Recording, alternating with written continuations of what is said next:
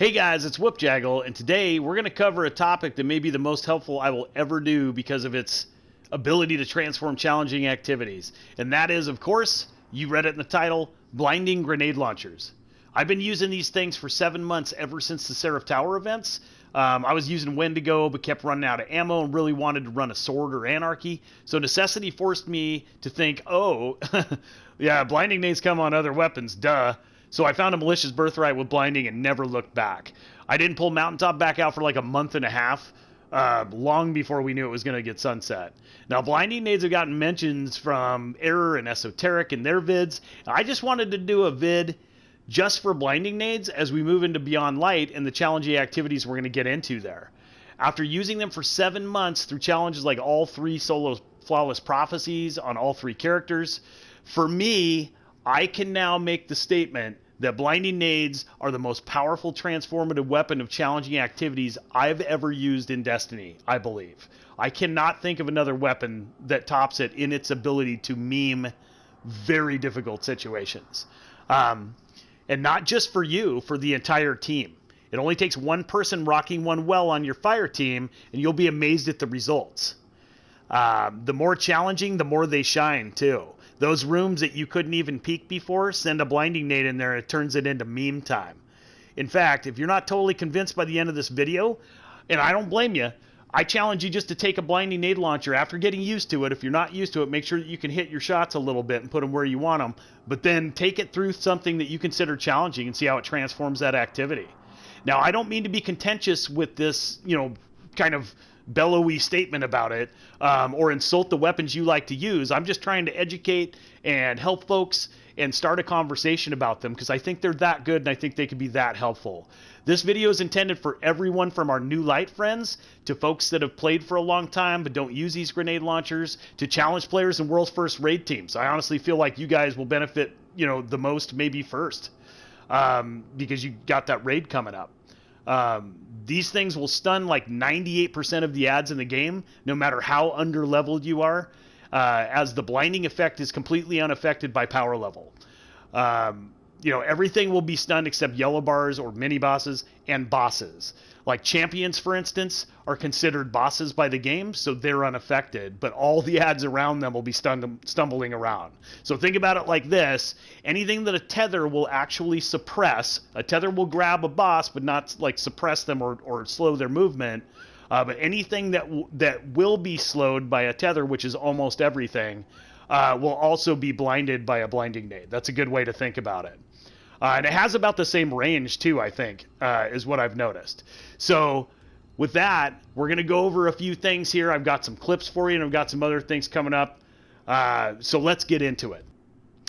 All right, guys, so tutorial time. Bear with me if you already know your way around these, but I'm going to do some tips here. You might pick something up yourself, or if you had something to add, add it in the comments. So yeah, guys, this is for you newer guys or guys like me that tried it a long time ago and, it just didn't like it. It was bouncing all over the place. So there are 2 different fire types for this weapon. The first fire type will bounce once, no matter how far you lob it, and explode about 12 feet away, right? Explode about 12 feet away. See that? Or 15 or whatever, right? So that type for me is not meant for that purpose. It's meant if you're sure about your shot, or you're baking a boss or something like that, then you're going to use that fire method because it's going to detonate on impact, right? That's when I know my shot's going to hit, is I'm going to use that. It's also the basis for the bakes that you've probably seen and wondered, how the hell is he firing that so fast? He's firing it so fast because he's pressing the fire and the reload at the same time. This also works really well with things like Acreus. It's how we baked like Crown Boss and stuff. Spamming the fire and the reload, press at the same time, okay?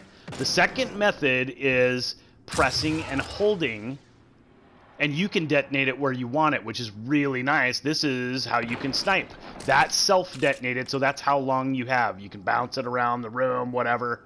And those angles, we'll talk about in a second, are awesome. But there's a minimum distance. That's about the closest that I can detonate it, right at that corner. So you need to create some distance if you're using the press and hold method. But you can do some awesome stuff, and that's how I blind stuff. I'll send a nade out over, over ads or whatever to use the blinding feature. So you just need to get some practice with it, but it makes it awesome. You can literally snipe with it.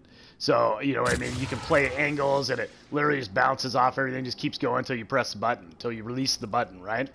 So imagine, and it's kind of an annoying thing in the beginning, but it becomes the great thing about these in the end, is you can play angles. So imagine this is a wall right here. This is walled off, and there are nasty ads right there. I do this all the time, and we can just like see through the wall here. I do that all the time, right? Boom. All of those ads are blinded. Now we can push around the corner. So that's basically all I wanted to say about those. But these are really fun grenade launchers. You should pick them up again, especially with blinding nades being OP. So let's move on to the next section. All right, guys, let's talk damage. So Mountaintop is getting sunset. So the question now is, what is the difference, at least for me, what is the difference between blinding nades and spike nades in terms of damage? Now, the testing was a little goofy. I already ran my own numbers on an ad in here with the same militias that had both grenade types on it. And, there was two numbers when the explosion happened. So I'm just going to put the numbers that I got on the screen. And the long and short of it is that blinding nades are 91.29% of the damage of spike nades. Now, it's great that we have spike nades. First of all, I love spike nades. I've been a proponent of spike nades for a long time for boss bakes and just general damage. They have a way bigger blast radius. In fact, I'll show you that right here. Boom. The one on the left is, a spike nade. One on the right is blinding nades. And that is the actual damaging portion of the blast radius. Blinding nades, area of effect is huge, but blast radius not huge. So they're very, very good. And it's awesome that we have that option, and then we have basically a 10% buff just for the type of nade that it is. However, on the other side of that coin, it's only a 9% hit to have all the benefits of blinding nades. And I know how good that is, so that's really cool. I was making the decision to go with blinding nades when it was against Mountaintop. So let's get into setups here. Basically I just ran, a special ammo finder and special ammo scavenger kept me in ammo while I ran double grenade launchers through all three prophecies. I've been doing double special weapons for 5 months or more. And as of right now, a week before Beyond Light, it is completely viable to run double special weapons. 100%. You also don't lose hardly any ammo when you switch between special to special, so you have a lot of options in those spots, right? To switch to a sniper or a shotgun or whatever's better for the next section or whatever, and you retain most of your ammo, if not all. Now, you see me highlighting Flash and Thunder here. I pulled that out of collections and it did great. It covered our arc needs and Nightfalls and, match game situations. I was like, I wish I had an arc. Oh, wait a second, Flash and Thunder. And yes, it was awesome. It did a really good job. It felt exactly like the other ones, but it's getting sunset too, so I found a workaround. This harsh language you can pull from your collections, and it feels just like the other ones. As a matter of fact, I'm going to use this as I go into a Grandmaster Nightfall and do the first section, and you're going to see it does just as good as anything else.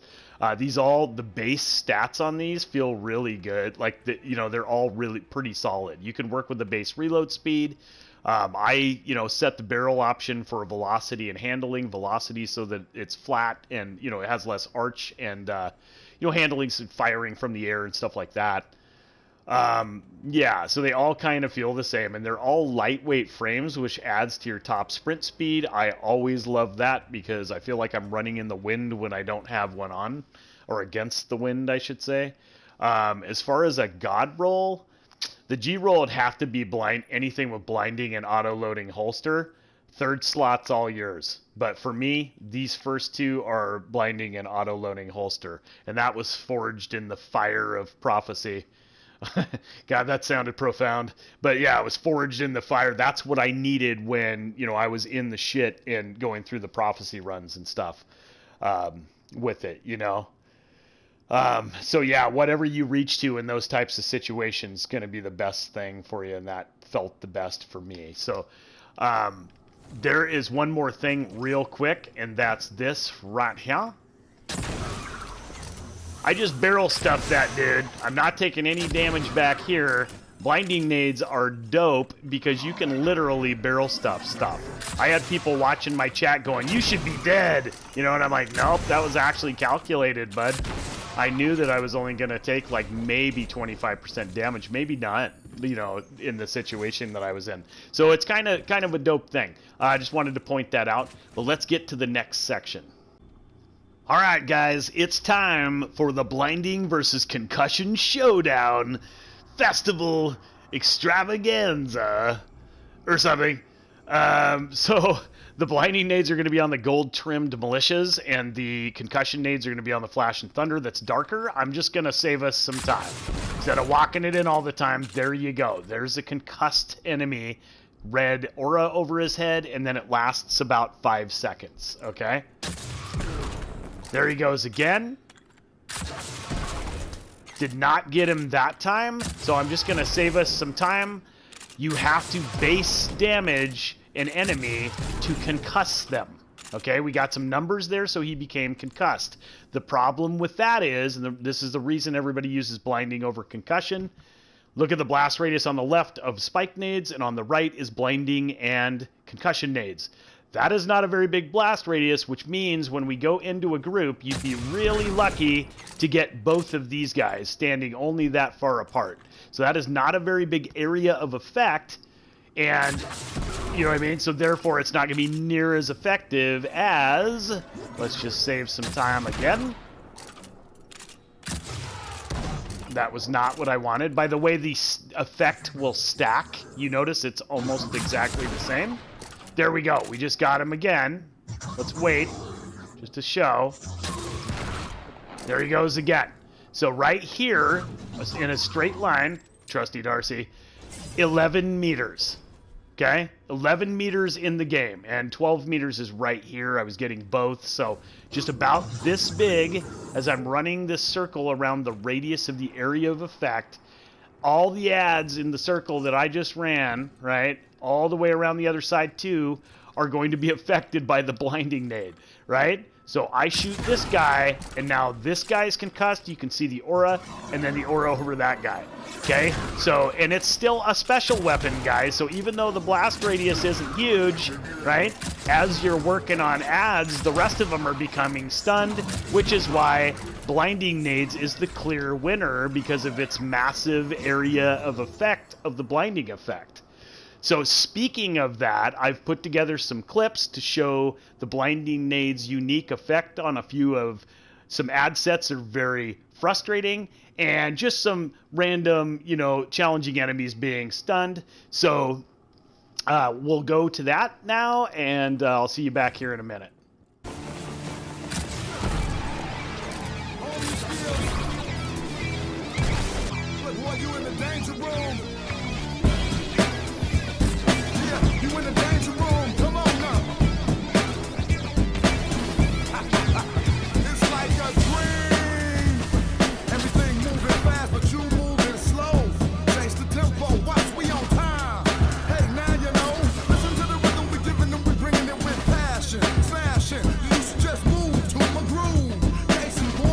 Watch how I improve. Then the automated is ready. You know we're here to hit her. A music motivator.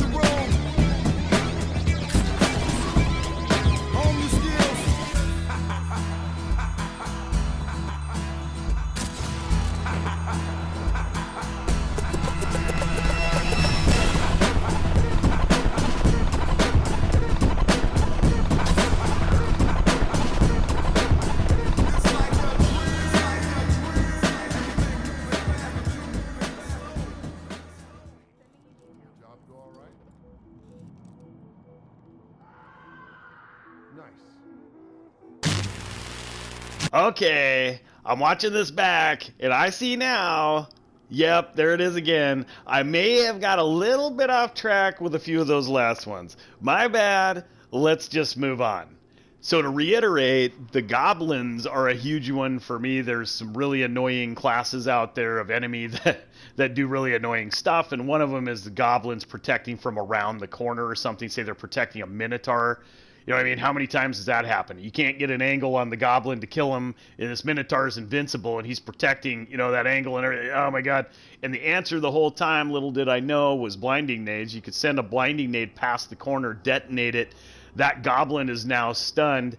He's not protecting anybody, and the minotaur's stunned too. Problem solved, right? And then the servitors,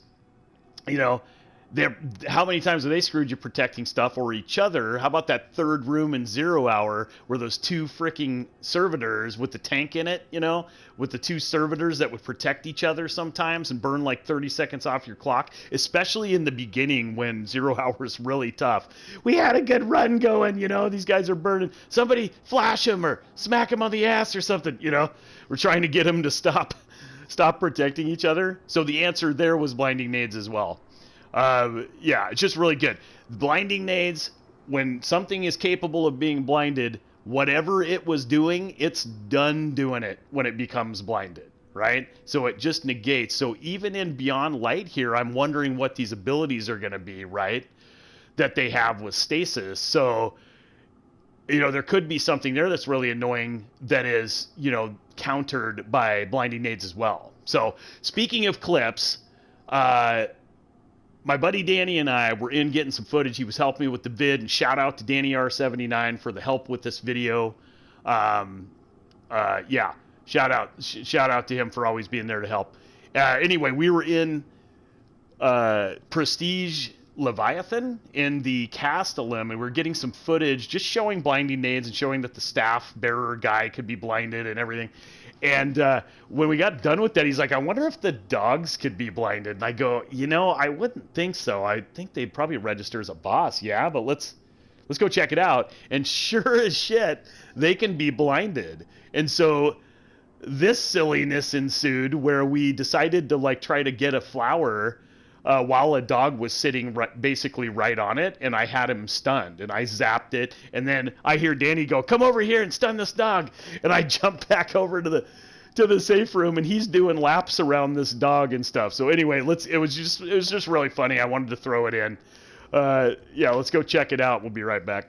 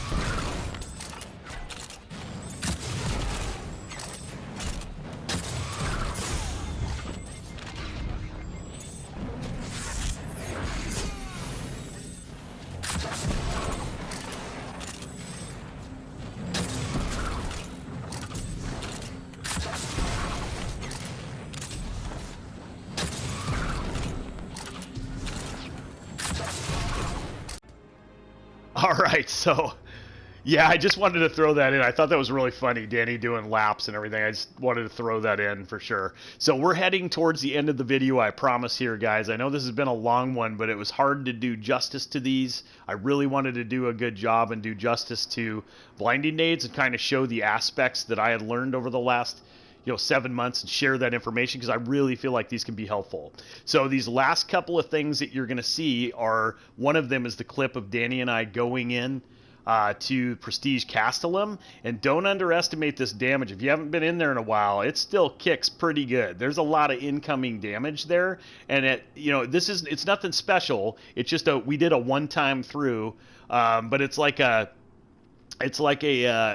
just to show that the staff bearer and I think the reclaimers, I think that's what they're called, knights can be stunned, and I usually would work in tandem if we were doing a two-man something or other. I would be stunning those guys and crushing the little lads, but I was trying to keep the room stunned and also attack the reclaimers as well, just to show how it could calm everything down. Because usually you'd just be getting crushed if you were floating through the middle like we were doing. So yeah, I was just trying to keep those guys stunned and just kind of going through and showing the power of the blinding nade. So there's a quick clip there. And then the last thing I'm doing is the Grandmaster Nightfall. I'm doing the first Blight solo. It is Lake of Shadows this week. A lot of teams anyway get pinned down in that broken building. And I'm going to, go through and show. But I do a live comm on that. So I'll kind of introduce that and tell you what I'm doing there. And then we'll come back here and I'll outro real quick. Thank you guys for coming by and all that stuff. So let's get to the clips, and we'll see you back here in a bit.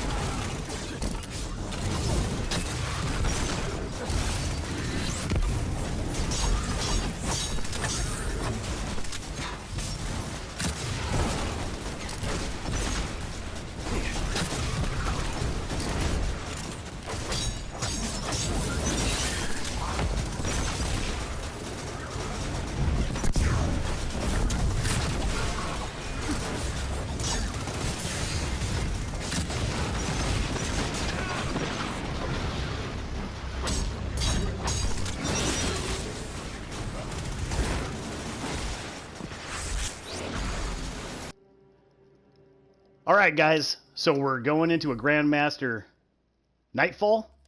We're going to go in solo, and I'll show you, we have some definite detractors going here. Grandmaster. I've got a sort of a different strat on this first section. It's Lake of Shadows. So I've got a Better Devil's auto-loading drop mag and explosive payload. It's like it was made for this, for Unstoppable. Yep. Harsh language. We're using a blue that's dropping us a couple of levels. I believe this blue will be around, as I probably mentioned in the video already. Yeah, Gunsmith. But the thing to notice here is there are no fallen mods. We're doing the Controverse hold thing. No fallen mods anywhere. What's my recovery at? That's all right, I guess. I should put my different armor on since I'm not using fallen mods. But the strat is that I rush the phalanx on the left to get them out of the equation right away. So, a lot of teams get pinned down on this one, especially in Grandmaster, in the broken building, and they're like, one guy's got to take care of the Axion darts and stuff. Well, I realized when I was working on my solo, man, if you take those dudes out of the equation, it's not near as bad. And just getting through here sometimes is annoying, because I've been killed by a drag a couple of times here. So it's really annoying. Okay, let's make sure we're reloaded. Yeah, we're good. Oh yeah. Yep, we're good. Because we can run straight through, basically. What we want to do is, that's perfect. That's what we wanted. All kinds of crazy things to the water and the soil. Nice. That's the perfect scenario. Now I need to get the fuck out of here before I get baked. Oh, but he's coming, but we're going to duck right here because it sends him home. Watch, programming wants to take him back.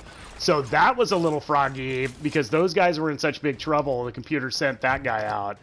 But that's the perfect scenario. That's what we wanted right there. Otherwise, they go into the blight and then they become a problem later, and that's kind of what the computer's strat is, right? But if you take those guys out right away, they're not a problem like that. So we've just got a couple of ads to deal with, and we're just going to stun that guy, and then I'm like, try to bake him. There, that guy's down. We're going to reload, get back up here so he kind of backs off. See how he just marches straight backwards? So this is a really good strat for this. Hopefully it's helpful for you guys.